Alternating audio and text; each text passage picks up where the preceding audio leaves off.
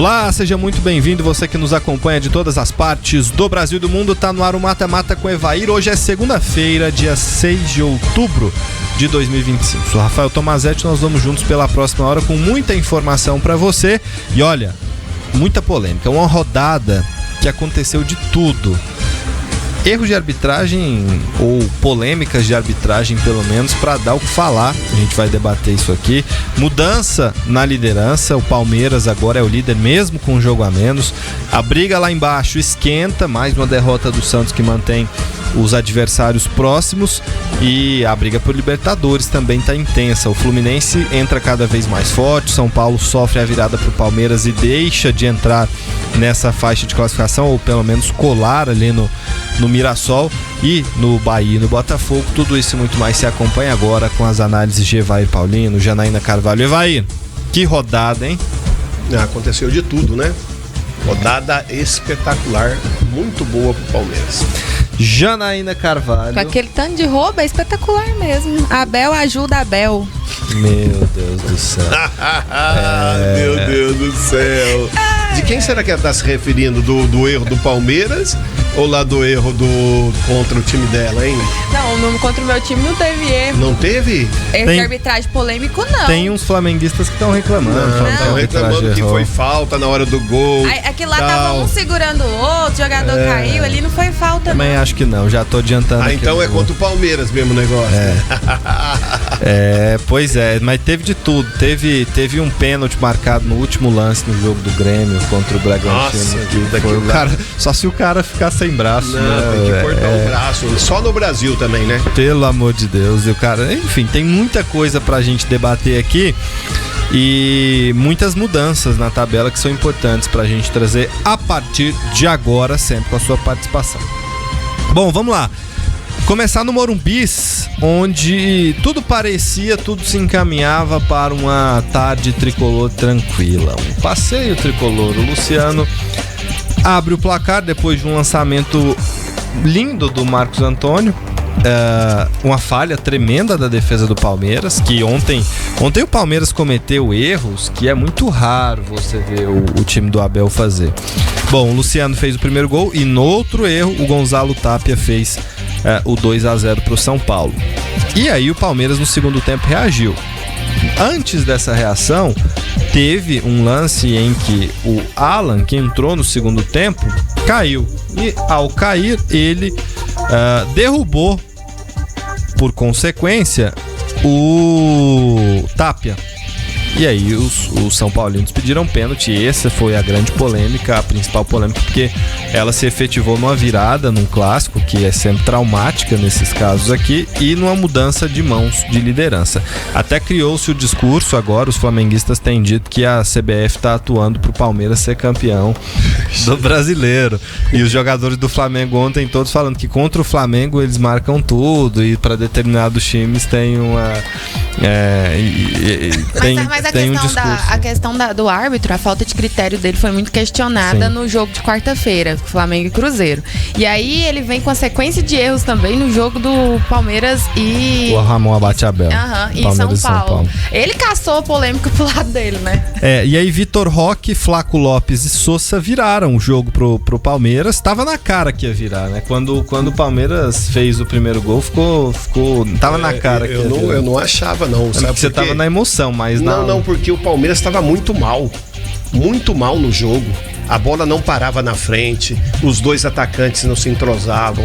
Tanto é que o primeiro gol, o Murilo foi sair jogando, meteu no Flaco Lopes, houve antecipação, tomaram a bola, gol do Luciano. Então, o Palmeiras muito mal, os dois muito mal no jogo. Porém, o Crespo resolveu ajudar, né?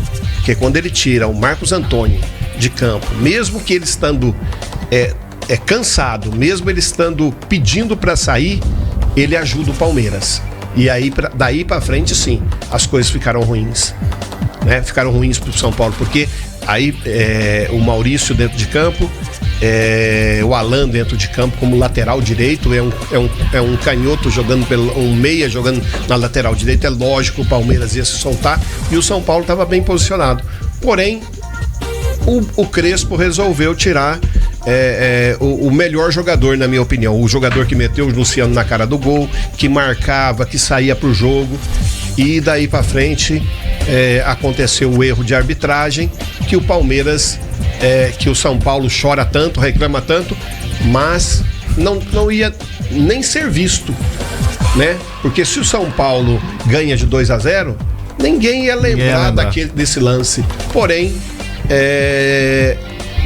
o São Paulo deu de presente uma arrancada pro Palmeiras, deu um motivo pro Palmeiras arrancar e o Palmeiras se aproveitou. Eu vou defender meu ponto aqui, que eu falei que tava na cara quando fez o primeiro gol, porque quando fez o primeiro gol, o Palmeiras já começou a ter um volume daquele que empurra o São Paulo. Eu falei, cara, isso aí tá na cara daqueles jogos que o time precisa, ou ia empatar ou ia virar. Ia depender do tempo, mas quando você começa a empurrar e o outro cai de uma maneira que não consegue mais agredir, que a defesa tá desorganizada, então tava muito evidente que esse jogo não ia terminar bem pro São Paulo, seja com um empate amargo ou com a virada ainda mais. Agora, esse é um ponto importante. A gente entra nesse detalhe da arbitragem mais amplamente agora, e também daqui a pouco a gente fala da arbitragem num contexto geral, mas independente da arbitragem, o São Paulo não pode tomar uma virada depois de estar ganhando de 2-0, dominando o jogo do jeito que estava e com o Palmeiras falhando. Esse é meu ponto. Esse é aquilo que eu acredito. Então tá se jogando muito a culpa em cima do pênalti que poderia ser marcado, né? Mas mesmo assim iria tomar 3 gols, que era não, mas 3-0 ia ficar lá atrás, não ia tomar 2-0, também poderia ter ficado lá atrás e ter segurado o resultado. E não deram conta.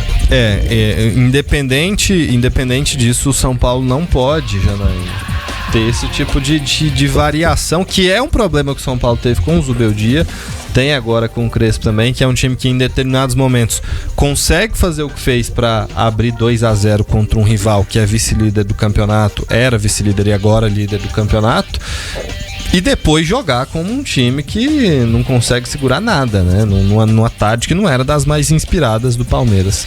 Eu acho que as substituições do Crespo realmente foram erradas, ele mexeu mal. E as do Abel foram certas. Sim, ele complicou a vida dele, ele mesmo conseguiu ali bagunçar o lado dele, independente da arbitragem ou não, só porque aí também vem da grande questão do São Paulo não ter banco. Não tem. Ontem entrou o Lucas, né? E não fez diferença. Ele foi bater uma falta no último lance e a bola foi lá. Mas por mais que ele seja um bom jogador, ele precisa de ritmo de jogo, não tem. E aí não consegue ter uma constância. Então, por mais que tenha ali tido os erros que foram grotescos e questionantes, faltou eficiência do Crespo na hora de mexer no time, isso é fato. O Ferreirinha tava no banco, ficou, não entrou. E tem tempo, né, que ele tá pegando o banco. Sim, o Oscar também tava no banco, mas esse aí a gente entende que vem de um problema físico longo. O Lucas Moura entrou, jogou pouco, teve basicamente essa finalização dele na falta. Os outros foram Rodriguinho e Alisson. E a saída do Marcos Antônio foi realmente um problema muito grande pro São Paulo, isso ficou muito claro. O pênalti pra vocês, pra mim foi pênalti, porque ele escorregou, ele não tinha intenção de derrubar, mas ele derrubou, o cara tava indo na bola. A justificativa do árbitro é que a bola já não estava mais em disputa. Porém, eu posso até admitir que foi pênalti, porque com ou não, sem querer, também é pênalti. E ele escorregou no momento que ele poderia ter chegado muito primeiro na bola, né? Poderia não ter nem essa disputa. Porém, o grande erro do Alan, na minha opinião, foi a chuteira. Ele caiu outras vezes. Várias vezes ele escorregou dentro de campo. Era nítido que ele estava com as travas erradas, né? E por ser um cara veloz, ele não poderia cometer esse erro. Esse, pra mim, foi um dos erros de tantos acertos que teve o Abel ali. Pênalti pra você, Janaína? Não, claro. Pênalti, né? Muito não claro. tem. O negócio é que os árbitros no Brasil, eles se pegam porque eles não têm critério, né? O que dão pra um, não dão no outro. Porque, tipo, se acontece isso em outros jogos e não dão, ok. Só porque em qualquer outra partida teriam dado. Qualquer outro árbitro teria dado. Exatamente. E o curioso é isso. O Ramon Abate-Abel, nós estamos agora em outubro, há 3 meses ele apitava mata-mata do Campeonato Mundial. Ele é um árbitro FIFA, que agora foi afastado pela CBF para passar por reciclagem. Por conta de uma junção de erros em 2 jogos em uma semana. Tem coisas que eu não entendo. O Brasil, ele emburrece os árbitros. Porque esses caras vão apitar competições internacionais, eles apitam bem. Uma coisa que a gente falou que durante o Mundial, o quanto o Wilton estava apitando bem o jogo do Mundial. O próprio Abel. E o quanto ele apita mal nos jogos aqui do Brasil. Eles se perdem. Eu acho que a pressão psicológica é tão grande, eles se deixam afetar tanto e que eles não conseguem fazer uma boa atuação. Porque por mais que eles acertem nos lances capitais nos jogos, muitas vezes tem aquele fato de inverter um lance ou outro, de segurar demais o jogo. Porque eu acho que muitas vezes tem o árbitro que picota demais o jogo. Foi o caso de quarta-feira, né? De quinta-feira. Ele picotou muito o jogo. Picotou o jogo. Por quê? Porque talvez fique inseguro. Acho que o cara fica inseguro. E em ficar inseguro, ele começa a marcar qualquer coisa. Enfim, é um problema sério. A arbitragem precisa se fazer respeitar e também ser respeitada, porque é um ciclo vicioso do qual nós não conseguimos sair. Sabe, o grande problema da arbitragem não é que favorece um e desfavorece o outro. É como o jogador do Grêmio falou na coletiva pós-jogo, né? Vai uma hora ou outra te prejudicar, uma hora ou outra vai te ajudar. Esse é o maior problema, né? Que os árbitros são o centro do jogo em vez da partida. A gente vai falar disso, dessas questões de arbitragem com maior prazo nos próximos blocos. E aí o Palmeiras é o novo líder com essa vitória de 3-2 e vai para essa data FIFA na ponta. Intervalo rapidinho, daqui a pouco a gente volta.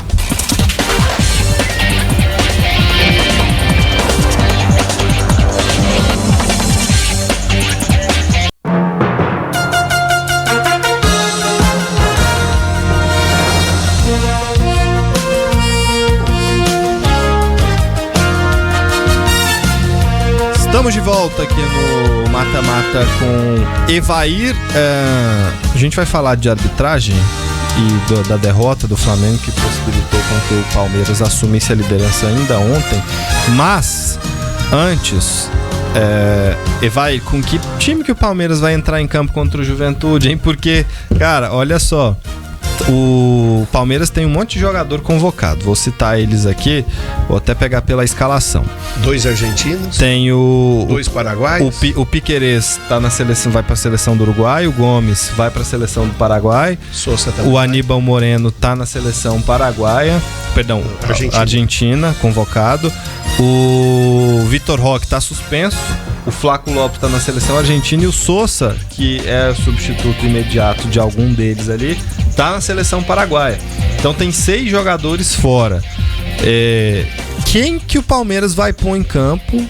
6? Eu contei 5. Tem 6, olha lá, vamos lá. Piquerez, 2 paraguaios, 2 argentinos, um uruguaio e o Vitor Roque que tá fora. Esse não tá convocado, tá suspenso pelo terceiro amarelo. E o Everton foi convocado também? Não, né? O Everton não foi. Poderia ter sido. A gente quer ver o Carlos Miguel. O Carlos Miguel estrear. Mas quem que o Palmeiras vai pôr em campo contra o Juventude? Eu acho que o Palmeiras tem ali um time, assim, é lógico que não é o ideal, né, para se manter uma liderança, mas é o que tem. Na esquerda, tudo bem, você vai de Jefté. Ok. Já tá bem habituado, já foi titular. Não foi bem na partida ali, acredito que volte. Né? Na zaga ali, o Murilo vai jogar o Mikael, provavelmente. Murilo que foi substituído justamente por aquela saída de bola que ele tentou fazer ali, no meio do eu teria feito a mesma coisa que o Abel fez. Ele já tirou 3 ali, só daquela jogada ali ele já tirou 3. Ele pode ir de Bruno Fux, que entrou, ele jogou bem. Bruno Fux e Mikael ou Bruno Fux e Murilo. Não vai sair disso aí, vai ser uma dessas duplas aí. Na posição de volante, ele pode ir com o Alan. O Evangelista tá machucado. O Evangelista tá fora, tá machucado, não joga mais esse ano. O Alan não é volante, vai colocar um pouquinho à frente, né? Com certeza vai ser um dos meias ali dessa composição, ou o ataque, né? Porque o Martínez tá suspenso também, tá convocado pra seleção uruguaia. Chutou uma bola, pegou uma bola lá pra ser suspenso, né? Porque já vai pra mais um que vai pra a seleção argentina, tá fora. Então, quem ele pegou. Quem que vai jogar? Assim que o Palmeiras fez 2-2, ele chutou a bola, pegou a bola reserva, meteu lá na arquibancada justamente para isso. O Gomes também, né? Sabia que ia ter a data FIFA, ele foi lá, bateu o lateral. Não vou mais bater o lateral, não. Aí deixou para outro, justamente para tomar o amarelo. Então vai jogar de Alan ali de volante, quem que sobrou? Aí o Abel vai ter que se virar nos 30 ali, porque os outros são ofensivos. Maurício é ofensivo. Vai ter que trazer o pessoal da base lá pra ali ajudar, porque... O Palmeiras vai ser outro time. Qual é a sorte do... Sorte não, né? Do Palmeiras, é porque é um jogo que é considerado fácil, né? Tudo bem que jogar fora contra o Juventude tem todo um... Não, é em casa. É em casa? Então é mais fácil ainda. Não, acontece o seguinte, o Juventude ganhando o jogo, tomou uma virada, vem pra jogar 11 lá atrás, né? Porque não quer ser goleado e não quer perder, porque sabe que se tomar 1-0, a possibilidade de tomar uma goleada é muito grande. Então vai ser 11 lá atrás, ninguém lá na frente. Esse vai ser o esquema do Juventude. No elenco hoje tem no meio campo quem ele poderia dispor. Tem o Rafael Veiga, que joga mais à frente, o Andréas Pereira, o Figueiredo, o Alan, o Rafael Coutinho, além do Maurício, que também não vai ocupar essa posição. Eu acho que ele vai pôr o Alan aí, viu? Não, o Alan vai estar em campo, não sei como, não sei em que lugar, mas a possibilidade de estar dentro de campo é muito grande. Eu acho que vai... Com a chuteira correta. Com a chuteira com as travas corretas, né?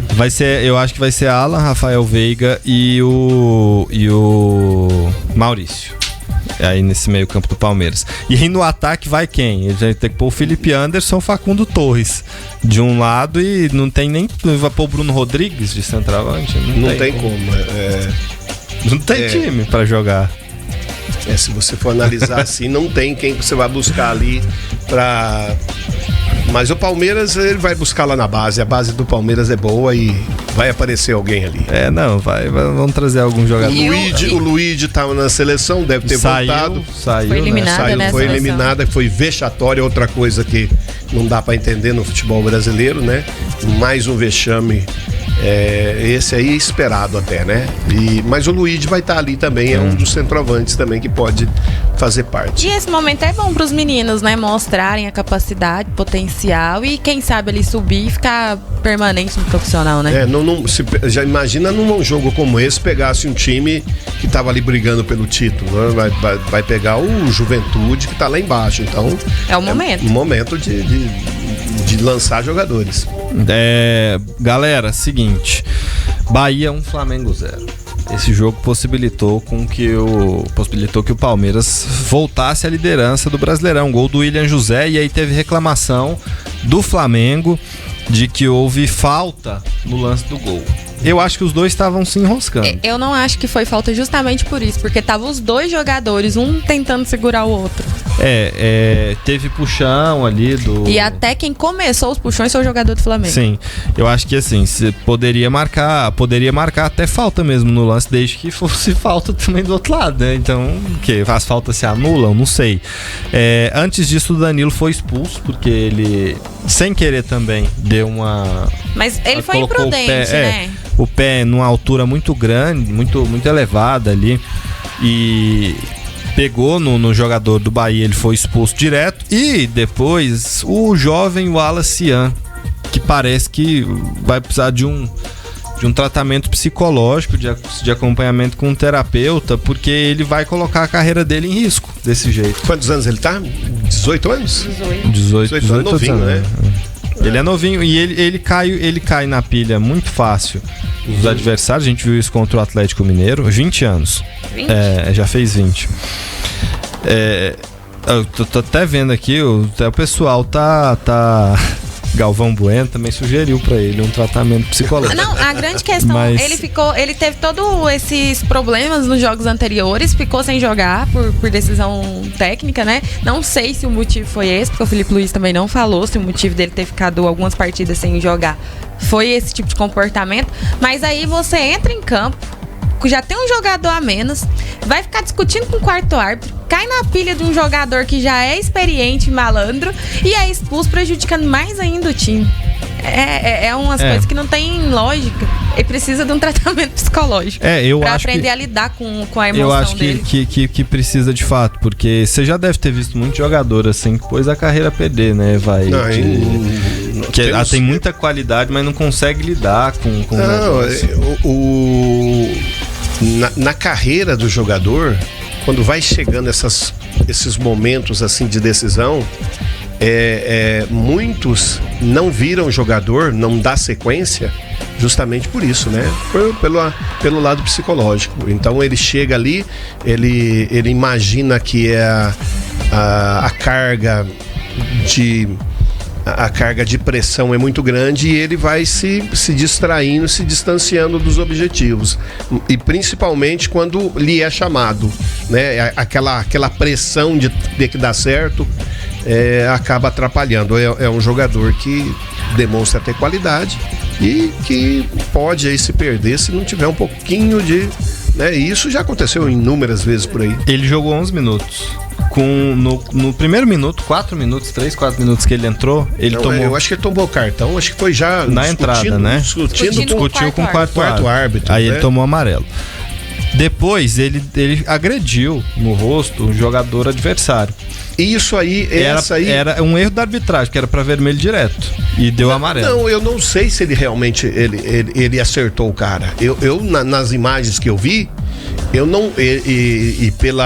Pelos gestos dele, eu achei que assim, eu não sei se foi tudo aquilo, né? Se realmente acertou o negócio é que ele também já estava torrando o árbitro, já tinha tempo. Exatamente, só que ele não podia nunca ter tomado aquele cartão lá atrás, discutindo. Já entrou sem o foco necessário para decidir uma partida, um time que tinha um jogador a menos.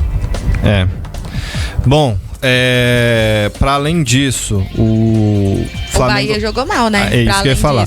Apesar de ter 9 em campo, 8 na linha, o Flamengo teve chance de empatar o jogo, cara. Inacreditável. O Bahia passou o jogo todo, porque o Danilo foi expulso bem no início. Ele passou o jogo todo com um jogador a mais e a gente não conseguiu ver nada de criativo do Bahia além do gol. Mas também o Rogério Ceni fez de tudo para empatar o jogo, né? Ele pediu. Ele tirou Ademir, que era um excelente, tirou muito cedo.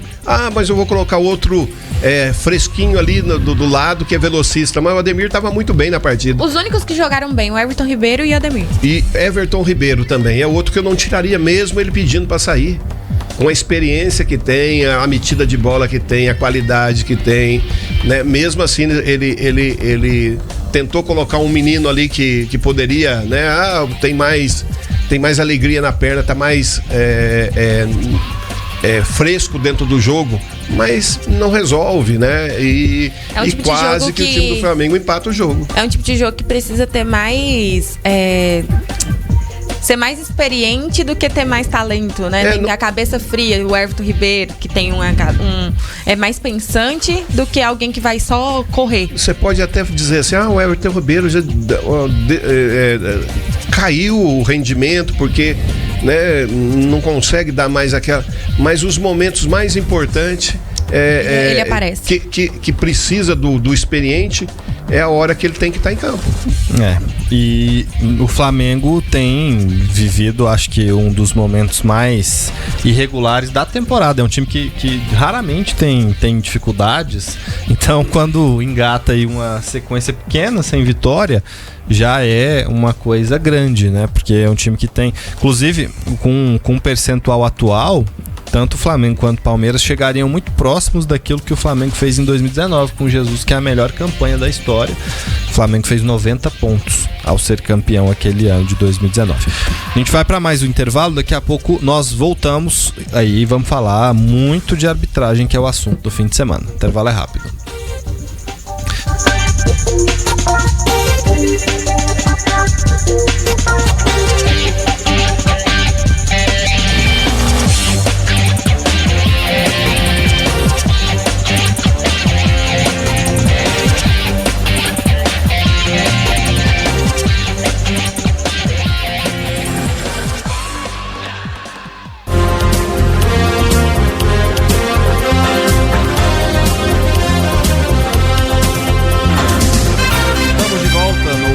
mata-mata com Evair e a arbitragem deu o que falar. A gente falou um pouquinho aqui de São Paulo e Palmeiras, mas não foi só nesse jogo.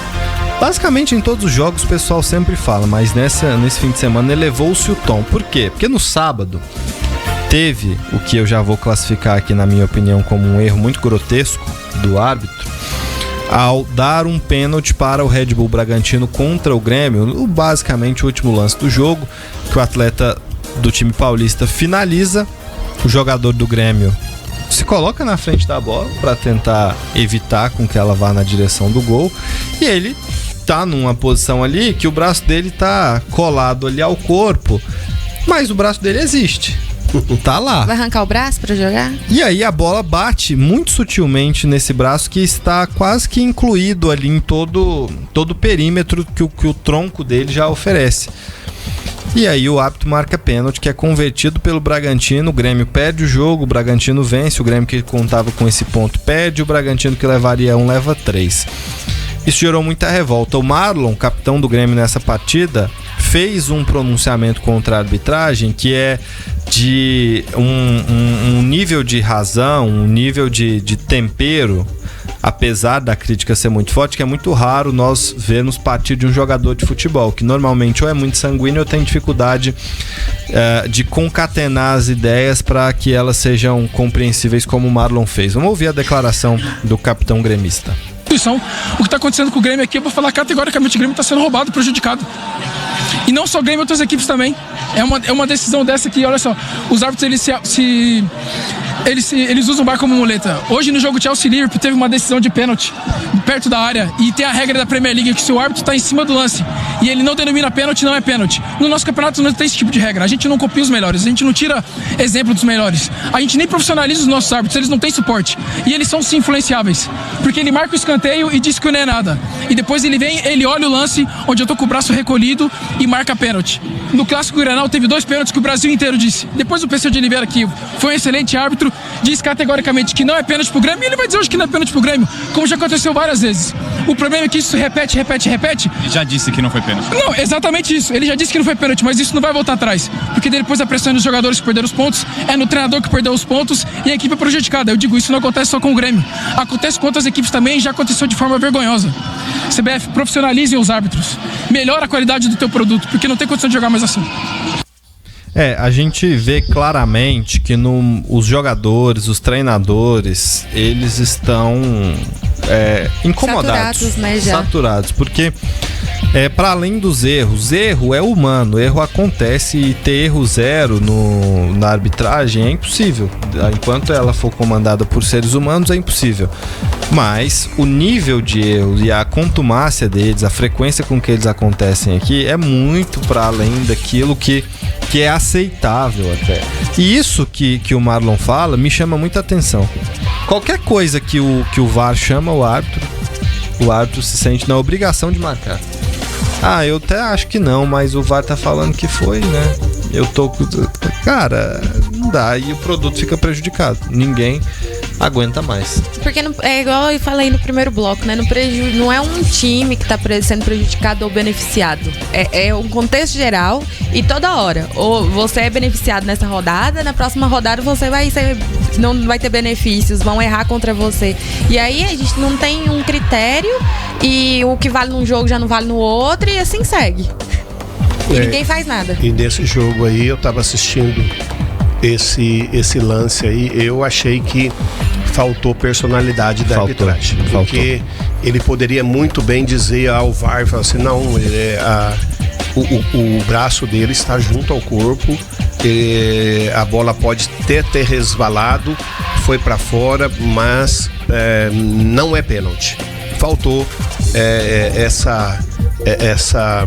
essa coisa de falar, sou eu quem mando, sou eu quem decido, eu tenho que ter essa personalidade de arbitrar a partida.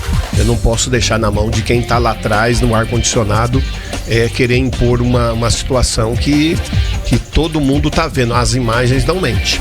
Não, e olha, mais uma vez, não vou me lembrar aqui, vocês me lembrem outro jogo que o árbitro marcou um pênalti no último lance e foi do Inter, né? Inter e Corinthians. Inter e Corinthians.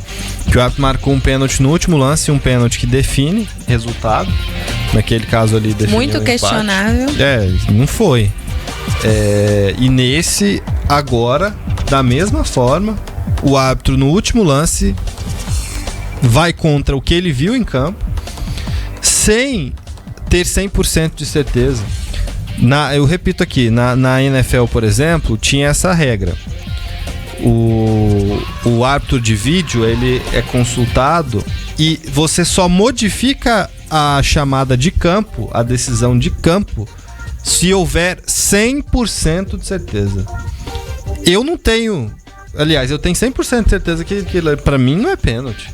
Como é que você vai jogar ali? Você tá com o cara ainda fez todo o esforço de colocar o braço dele colado ao corpo na hora de se jogar, pra evitar justamente essa interpretação de pênalti.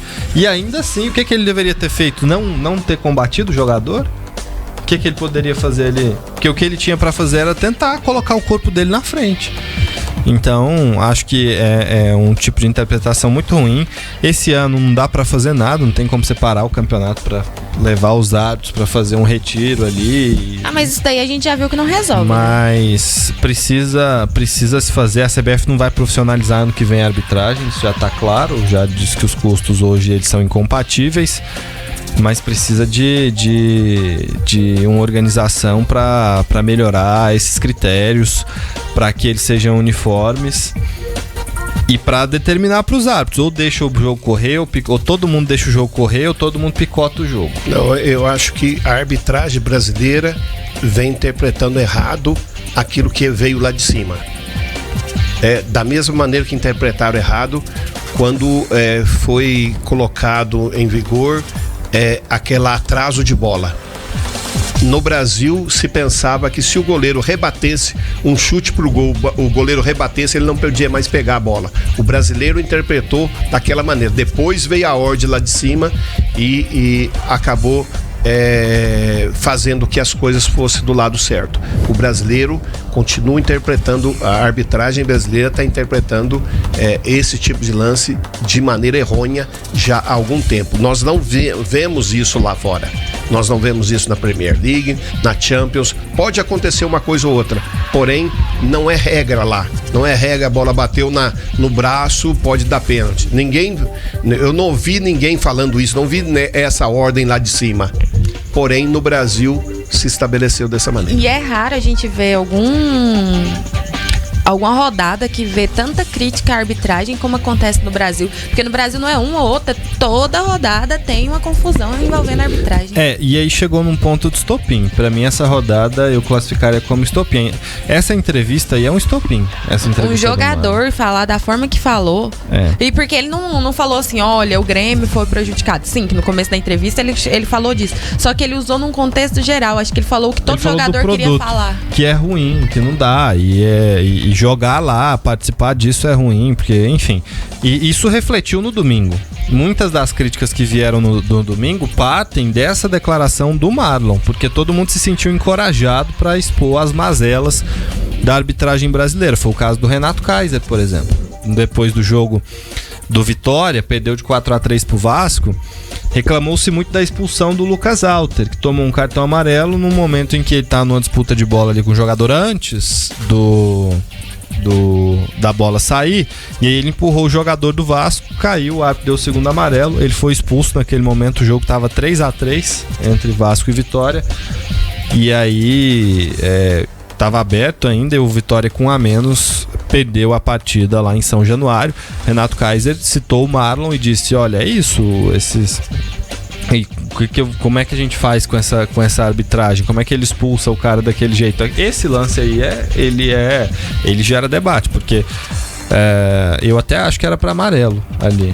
Aí vai do árbitro, sabia que, não sei, se ele quisesse segurar o amarelo, sabendo que o jogador já tinha, porque era um amarelo, mas não era aquele amarelo assim, meu Deus, se ele não der amarelo aqui também, esse lance do Lucas Alter. Mas enfim, abriu-se esse canal gigantesco de indignação. A gente teve 2 árbitros afastados, o árbitro do jogo do Grêmio e o árbitro, o Ramon Abate Abel, que apitou o Choque Rei, o clássico entre São Paulo e Palmeiras.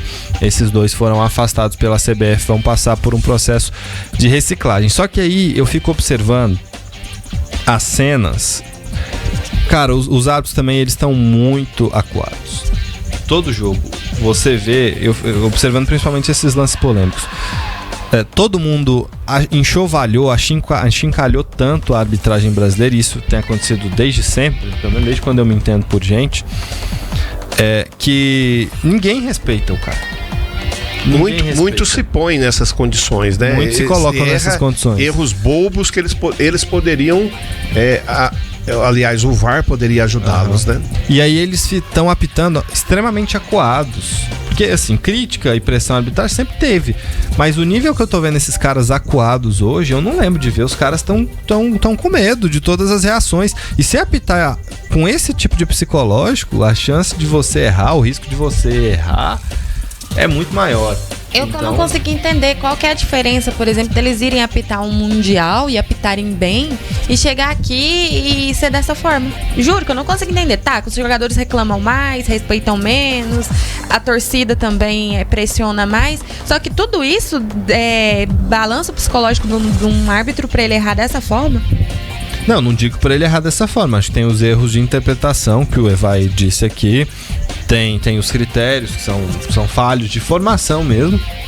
Mas eu acho que muitos erros não erros capitais. A coisa de, por exemplo, escolher picotar o jogo, marcar qualquer faltinha. Eu acho que isso é uma reação instintiva do cara que tá se sentindo ameaçado. Eu acho que isso é uma reação. Muitas vezes, muitos casos, eu leio isso como uma reação instintiva de quem se sente ameaçado. E é uma situação complexa que a CBF precisa se debruçar para resolver. Vamos pro intervalo, daqui a pouco nós voltamos.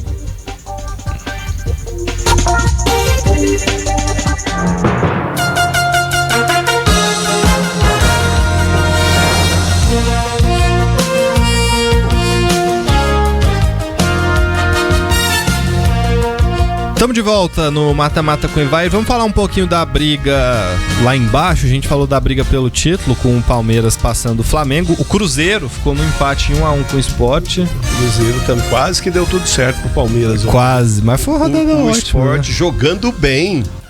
Abriu o placar. O Sport poderia ter vencido.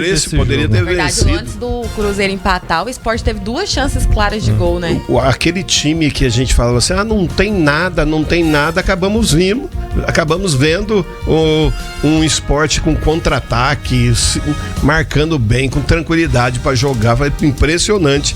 Se esse time começa o campeonato dessa maneira, aí não estava nessa situação. Não ia. E uma coisa que, na minha opinião, também prejudicou os erros de arbitragem lá no começo do campeonato, que podem ter interferido diretamente. O Sport sofreu. Teria vencido o jogo, não teria o peso psicológico de ter tantos jogos com vitória. O cenário do Sport hoje estaria diferente. Concordo com você. Bom, Cruzeiro 1, Sport 1. E aí essa briga pelo título ficou assim: Palmeiras 55, um jogo a menos que o Flamengo. Flamengo 55, um jogo a mais que o Palmeiras, mas o Cruzeiro tem 2 jogos a mais que o Palmeiras e um jogo a mais que o Flamengo, 52 pontos, é o terceiro colocado. Se o Cruzeiro tivesse vencido aí, essa briga ia ficar daquelas, hein? Um pontinho de diferença pra todo entre mundo. 3 times ali. Lógico, Flamengo e Palmeiras tem no caso do Palmeiras 2 a menos e no caso do Flamengo 1 a menos. Na briga pela Libertadores, o São Paulo poderia ter colado ali, perdeu contato. O Bahia se deu bem nessa rodada, passou o Mirassol, perdeu pro Corinthians 3-0 lá na Neoquímica Arena no sábado. O Bahia chegou aos 43 em quinto. O Botafogo, apesar da derrota pro Internacional, primeira vitória do Ramon Dias, inclusive, no comando técnico colorado, o Botafogo, apesar do revés, fica na 4ª colocação. Bahia e Mirassol têm um jogo a menos que o Botafogo, também é importante lembrar disso. O Fluminense é quem tá chegando, viu? Fluminense, mais uma vitória boa sobre o Atlético Mineiro. 3-0 em cima do Galo. Meu Deus do céu. Uma vitória muito boa do Fluminense. Só que, gente, que jogo horrível do Galo. O Galo tá querendo ser rebaixado. O Galo tá pedindo pra cair. Esse treinador, ele gosta de fazer umas peripécias dessa maneira aí. Fica esperto não, hein? Esse é o pior retrospecto do Atlético como visitante nos últimos 14 anos. No retorno, o Atlético Mineiro tem a pior campanha. Se você pegar da 20ª rodada pra cá, o aproveitamento do Atlético no retorno, nesses 8 jogos que fez no segundo turno, é 1 vitória, 2 empates, 9 derrotas. Se você pegar isso e pegar o campeonato inteiro do Sport, se o Atlético tivesse replicado isso que fez no retorno no campeonato todo, o Atlético hoje seria o lanterna e não o Sport. É a prova de que o seu melhor jogador, quando não tá bem, né, dentro da competição, atrapalha muito, né? Mas o que eu acho estranho é que o Atlético Mineiro não tem um time ruim, se você olhar os nomes, contexto. Não tem lógica tá passando por essa maré igual tá passando agora. Não, é que o Hulk também numa situação muito ruim, né? Mal. Não tá conseguindo fazer gols, né? Não consegue, né? Mas um time não pode ficar tão dependente de um único jogador igual o Atlético tá. Mas o Atlético Mineiro, quando o Hulk não está em boa fase, já demonstrou em outras situações, já nesses últimos anos, que ele sofre. O Paulo Brax, diretor do Atlético Mineiro, bateu a mão na mesa, falou acabou, que é inadmissível, que os jogadores, o time pode até perder, mas não pode ter esse espírito que tem tido em campo. E o próximo jogo do Atlético, depois da data FIFA, não, tem um, acho que tem um antes, né? O Atlético vai pagar um jogo dos atrasados, vai pegar o Sport em casa. Pensou se não vence esse jogo? Em casa ainda.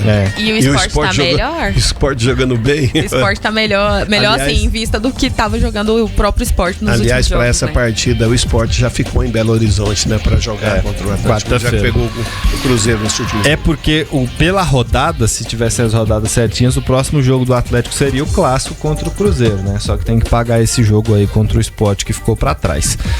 Bom, e aí ainda na briga pela Libertadores, é isso, o São Paulo perdeu contato, o Fluminense está chegando, indo bem, o Fluminense vai bem com o Zubeldia nesse Mas sabe o que eu falei, eu acho que o Zubeldia vai dar certo no Fluminense, porque ele tem mais material para trabalhar do que ele tinha no São Paulo. E um pouquinho menos de pressão também. Sim. Bom, e na briga lá embaixo, um confronto direto. Juventude saiu na frente, fez 1-0 em casa contra o Fortaleza. Eu pensei, o Papo vai ganhar. O time gaúcho vai levar essa e vai ficar pertinho ali de sair da zona de rebaixamento. Mas aí o Fortaleza virou 2-1. É o que a gente fala desses times lá de baixo que não conseguem ter sequência. O Fortaleza vence, perde, né? Tá assim, 5 jogos. Vence, perde. E o Juventude entrou numa má fase de novo. Daqui a pouco nós vamos falar do Santos. Vai estar nisso aí também, vai estar, vou falar agora. Porque, olha... E aí, olha como é que ficou lá embaixo. O Inter venceu. Então o Inter somou 3 pontos, ganhou um fôlego, chegou a 32. O Atlético perdeu, segue com 29 e foi ultrapassado pelos gaúchos. O Santos tomou de 3-0 do Ceará, lá no Castelão, e foi um baile, né, do Vozão ontem. Uma vitória sem grandes problemas para o time nordestino, que também tá tranquilo agora, chegou a 34 pontos, parece que vai navegar sossegado nesse restante de campeonato. O Ceará tá em 10º lugar, no meio da tabela. E o Pedro Raul jogou bem ontem, né? Não quebrou a escrita dele, né? Ainda tá sem marcar, mas jogou bem. Jogou bem. O Peixe tá 3 pontos só à frente do Vitória, que quase que surpreende o Vasco. Se o Vitória bate, tinha empatado em número de pontos? Empatado em pontos, ficaria atrás pelo número de vitórias. Mas o Santos está com 28, Vitória 25, Fortaleza 24, Juventude 23, Sport 16. O Santos está contando com a sorte, assim como o Atlético Mineiro, nesse campeonato. Basicamente é isso. Uma hora a sorte acaba, hein? A competência precisa aparecer, né? Porque olha a situação que está jogando da maneira que estão jogando, já a água, aliás, a água já está batendo, né? Já. Porque o Vitória foi para 25, mais um jogo que o Vitória bata e o Santos perde, já é igual em número de pontos. Então um time que imagina, os dois times que eu imagino que tenham uma sequência aí e pode atrapalhar muito a vida do Santos e do Atlético Mineiro, Fortaleza e Vitória, que estão ali embaixo. Eles dão uma sequência ali, os dois Dá pra escapar ainda, né? O Fortaleza consegue, o Vitória também pode ser que sim. Eu acredito só nesses dois aí. Acredito só nesses dois. Minimamente. O Santos vai pegar o Corinthians em casa na próxima rodada, depois da data FIFA, e o Fortaleza vai receber o Vasco. Vamos ver se o Fortaleza engata uma sequência. Porque se não vencer 2 seguidas também não adianta nada. Se o Fortaleza vence, existe uma grande possibilidade, do jeito que Atlético Mineiro e Santos vêm jogando, de conseguir se aproximar dessas equipes. Mas precisa vencer seu jogo. E o Vitória tem o clássico contra o Bahia. É o próximo confronto. Então teremos uma 28ª rodada de clássicos aí, né? Tem Botafogo e Flamengo, tem Santos e Corinthians, Atlético Mineiro e Cruzeiro, além do Bavi. São alguns jogos que nós teremos. Levar em consideração que o Palmeiras, muito desfalcado, né? Pega o último colocado, né? Sim. Que pode, assim, batendo, igualar o número de jogos e ter uma liderança aí de 3 pontos, né? Tem que ter uma coerência nesse. O Palmeiras batendo, ele consegue aí se distanciar, pelo menos vai abrir 3 pontos. E abre uma rodada de vantagem. Porque tem uma vitória a mais. Ou seja, se perder um jogo e o Flamengo ganhar, ele não seria ultrapassado nessa rodada de fôlego que teria. Então, pro Palmeiras é importantíssimo esse jogo contra o Juventude. Depois o Palmeiras pega o Bragantino. E aí, depois disso, é o jogo do ano. Flamengo e Palmeiras. Direto, né? Olha, a depender do que for acontecer, como essas coisas, como a rodada for, esse jogo do dia 19 de outubro pode ser decisivo pro título. Não, eu acho que é muito cedo ainda. O Flamengo pega o Botafogo depois, né? Jogo de 2 times rivais, tudo pode acontecer. O Palmeiras está totalmente desfalcado contra o Juventude. Mas imagina só se o Palmeiras ganha do Juventude e ganha do Bragantino, que é favorito. E o Flamengo, num clássico, empata com o Botafogo, por exemplo. O Palmeiras vai a 61 e o Flamengo a 56. E aí você chega para Flamengo e Palmeiras, 5 pontos de vantagem. O Palmeiras podendo abrir 8 pontos. O Flamengo joga da sua casa, né? É em casa, mas se o Palmeiras vence esse jogo e abre 8 pontos, aí pra perder o título é muito difícil. Vencer dentro do Maracanã, aí abre, porém, mas é muito difícil, né? A situação não é fácil. Tô com a leve sensação que o Tomazete tá torcendo pro Palmeiras, assim, uma leve. Eu tô achando que ele eu tô fazendo de time. Eu também tô achando. Eu tô fazendo projeção. Você quer ir embora mais cedo? Não, eu tô fazendo uma projeção, porque é real. O Palmeiras tem 2 jogos contra times que o Bragantino tá muito mal e o Juventude tá lá embaixo. Por mais que o Palmeiras esteja desfalcado, a lógica é o Palmeiras vencer esses jogos. Mesmo desfalcado. E o Flamengo tem um clássico pela frente. Clássico é sempre difícil. O Palmeiras perdeu ponto pro Corinthians, quase perdeu o jogo ontem pro São Paulo. Clássico é difícil. Então, o Flamengo pode não vencer o Botafogo. E não vencer o Botafogo pode gerar ali de 5 a 6 pontos de vantagem pro Flamengo. Antes de um jogo entre os dois times. Né? E aí, nesse jogo aí, não tem favorito, Palmeiras e Flamengo. No Maracanã, talvez você dá um leve favoritismo pro Flamengo, mas é difícil.